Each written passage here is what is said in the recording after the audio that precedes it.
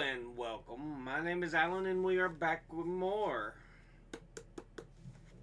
Insurgent Mexico. Today, we are getting into more, starting with chapter 5. So, let's go ahead and jump into this. Chapter 5, White Nights at Zarka. Of course, I took up quarters at the quartel, and right here I want to mention one fact. Americans had insisted that the Mexican was fundamentally dishonest, that I might expect to have my outfit stolen the first day out. Now, for 2 weeks, I lived with as rough a band of ex-outlaws as there was in the army. They were without discipline and without education. They were, many of them, gringo haters. They had not been paid a cent for 6 weeks, and some were so desperately poor that they couldn't boast sandals or sarapes. I was a stranger with a good outfit, unarmed. I had 150 pesos, which I put conspicuously at the head of my bed when I slept, and I never lost a thing. But more than that, I was not permitted to pay for my food, and in a company where money was scarce and tobacco almost unknown, I was kept supplied with all I could smoke by the compañeros. Every suggestion from me that I should pay for it was an insult. The only thing possible was to hire music for a baile. Long after Juan Sanchez and I rode up in our blankets at night, we could hear the rhythm of the music and the shouts of the dancers. It must have been midnight when somebody threw open the door and yelled, "Meester! Oiga! Meester! Are you asleep? Come to the ballet! Arriba! Andere!" "Too sleepy," I said, and after some further argument, the messenger departed, but in 10 minutes he came. "El Capitan Fernando orders you to come at once. Vámonos." Now the others woke up. "Come to the baile, meester," they shouted. Juan Sanchez sat up and began pulling on his shoes. "Now we're off," said he. "The meester is going to dance. Captain's orders. Come on, meester."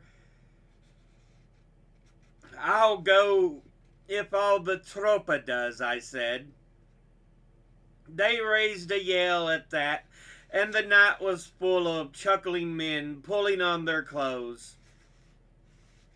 20 of us reached the house in a body. The mob of peons, blocking door and window, opened to let us pass. "The meester," they cried. "The meester's going to dance." Capitan Fernando threw his arms about me, roaring, "Here he comes, the compañero. Dance now. Go to it. They're going to dance the jota." But I didn't know how to dance the jota. Patricio, flushed and panting, seized me by the arm. "Come on, it's easy. I'll introduce you to the best girl in the Zarka." There was nothing to do. The window was jammed with faces, and 100 tried to crowd in at the door. It was an ordinary room in a peon's house, whitewashed with a bumpy dirt floor. In the light of 2 candles sat musicians. The music struck up Puentes a Chihuahua.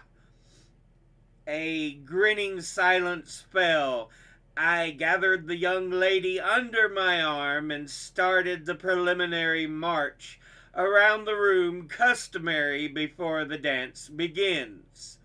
We waltzed painfully for a moment or two, and suddenly they all began to yell, "Ora, ora, now!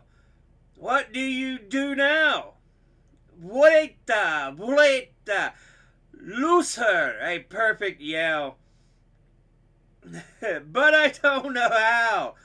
The fool doesn't know how to dance," cried one. Another began the mocking song.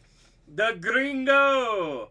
All are fools. They've never been in Sonora. And when they want to say 10 reales, they call it $1.25. But Patricio bounded into the middle of the floor, and Sabes after him. Each seized a muchacha from the line of women sitting along the end of the room, and as I led my partner back to her seat, they vuelta'd. First a few waltz steps, then the man whirled away from the girl, snapping his fingers, throwing one arm up to cover his face, while the girl, I put one hand on her hip and danced after him. They approached each other, receded, danced around each other. The girls were dumpy and dull, Indian-faced and awkward, bowed at the shoulder from much grinding of corn and washing of clothes. Some of the men had on heavy boots, some none. Many wore pistols and cartridge belts, and a few carried rifles slung from their shoulders. The dance was always preceded by a grand march around them. After the couple had danced twice the circuit of the room, they walked again. They were 2 steps, waltz and mazurka beside the jota. Each girl kept her eyes on the ground, never spoke, and stumbled heavily after you. Add to this a dirt floor full of arroyos, and you have a form of torture unequaled anywhere in the world. It seemed to me I danced for hours, spurred on by the chorus. "Dance, meester! No floje! Keep it up! Don't quit!" Later there was another jota, and here's where I almost got into trouble. I danced this one successfully with another girl, and afterward, when I asked my original partner to 2-step, she was furiously angry. "You shame me before them all," she said. You said you didn't know how to dance the jota." As we marched around the room, she appealed to her friends. "Domingo, Juan, come out and take me away from this gringo. He won't dare to do anything." Half a dozen of them started onto the floor, and the rest looked on. It was a ticklish moment. But all at once the good Fernando glided in front, a revolver in his hand. "The Americano is my friend," said he. "Get back there and mind your business." The horses were tired, so we rested a day in La Zarca. Behind the Casa Grande lay a ruined garden, full of gray alamo trees, figs, vines, and great barrel cactuses. It was walled around by high adobe walls on 3 sides, over one of which the ancient white tower of the church floated in the blue sky. The 4th side opened upon a reservoir of yellow water, and beyond it stretched the western desert, miles upon miles of tawny desolation. Trooper Marin and I lay under a fig tree, watching the vultures sail over us on quiet wing. Suddenly the silence was broken by loud, swift music. Pablo had found a pianola in the church where it had escaped Cheche Campa's notice the previous year. With it was one row, the Merry Widow Waltz. Nothing would do but that we carry the instrument out into the ruined patio. We took turns playing the thing all day long. Rafaelito volunteering the information that the Merry Widow was Mexico's most popular piece. A Mexican, he said, had composed it. The finding of the pianola suggested that we give another baile that night in the portico of the Casa Grande itself. Candles were stuck upon the pillars, the faint light flickering upon broken walls, burned and blackened doorways, the riot of wild vines that had twisted unchecked around the roof beams. The entire patio was crowded with blanketed men, making holiday even yet a little uncomfortable in the great house, which they had never been allowed to enter. As soon as the orchestra had finished a dance, the pianola immediately took up the task. Dance followed dance, without any rest. A barrel of sotol further complicated things. As the evening wore on, the assembly got more and more exhilarated. Sabas, who was Pablo's orderly, led off with Pablo's mistress. I followed. Immediately afterward, Pablo hit her on the head with the butt end of his revolver and said he'd shoot her if she danced with anyone else, and her partner too. After sitting some moments meditating, Sabas rose, pulling his revolver, and informed the harpist that he had played the wrong note. Then he shot at him. Other compañeros disarmed Sabas, who immediately went to sleep in the middle of the dance floor. The interest in Meester's dancing soon shifted to other phenomena. I sat down beside Julian Reyes, he with the Christ and Virgin on the front of his sombrero. He was far gone in the sotol. His eyes burned like a fanatic's. He turned on me suddenly. "Are you going to fight with us?" "No," I said. "I'm a correspondent. I am forbidden to fight." "It is a lie," he cried. "You don't fight because you are afraid to fight. In the face of God, our cause is just." "Yes, I know that, but my orders are not to fight."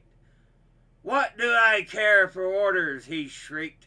"We want no correspondence. We want no words printed in a book. We want rifles and killing.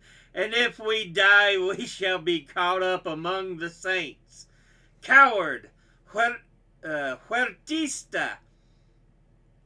"That's enough!" cried someone, and I looked up to see Longinos Guereca standing over me. "Julian Reyes, you know nothing. This compañero comes thousands of miles by the sea and the land to tell his countrymen the truth of the fight for liberty. He goes into battle without arms. He's braver than you are because you have a rifle. Get out now and don't bother him anymore."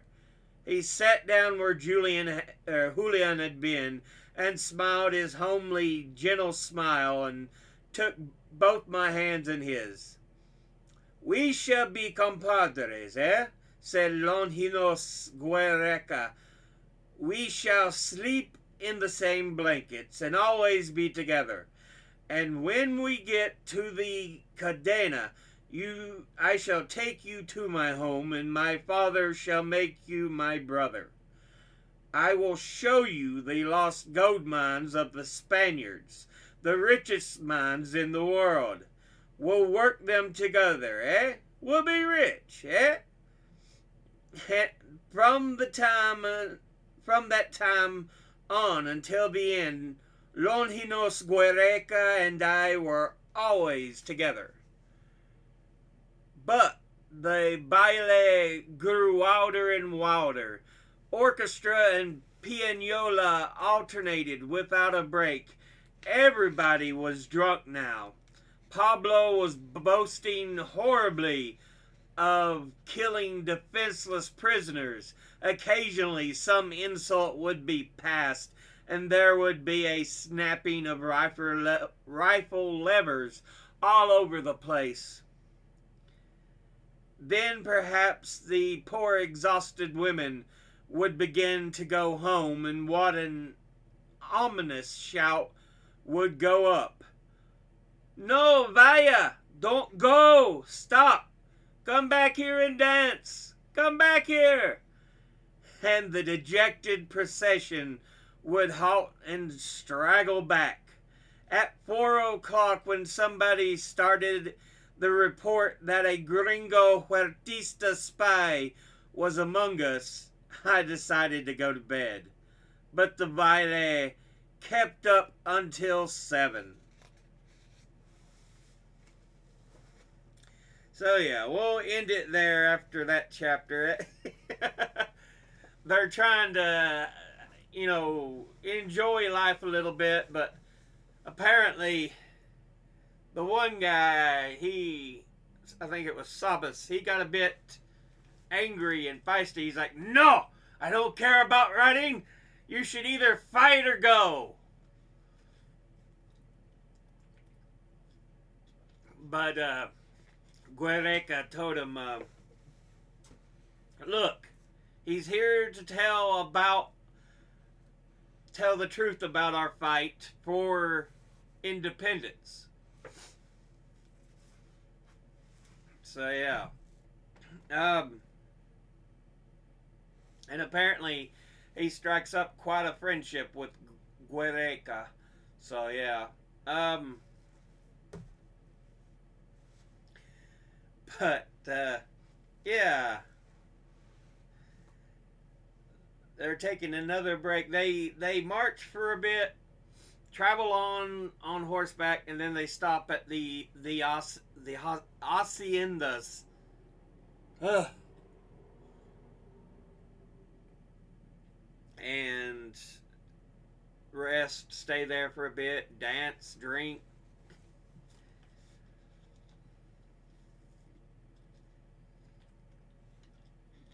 Before they decide to travel on further down the road. But yeah, it's interesting.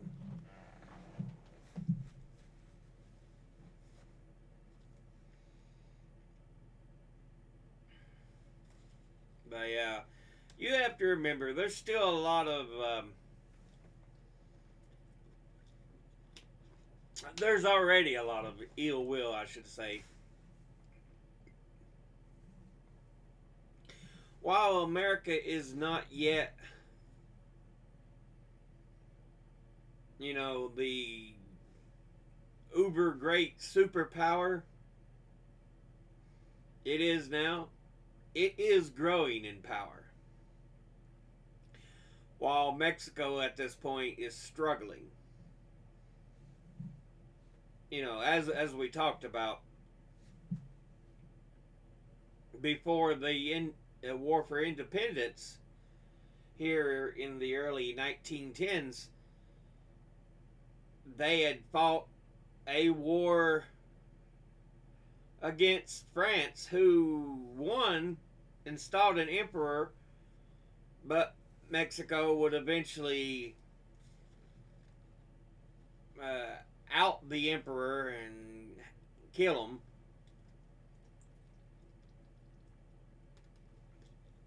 And then, even before that, they have the Mexican American War. And America wins that war and gets all of Mexico.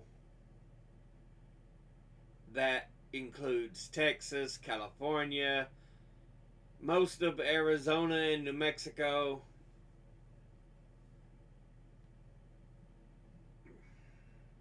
Nevada. So yeah, it's a big expanse of land that America gains.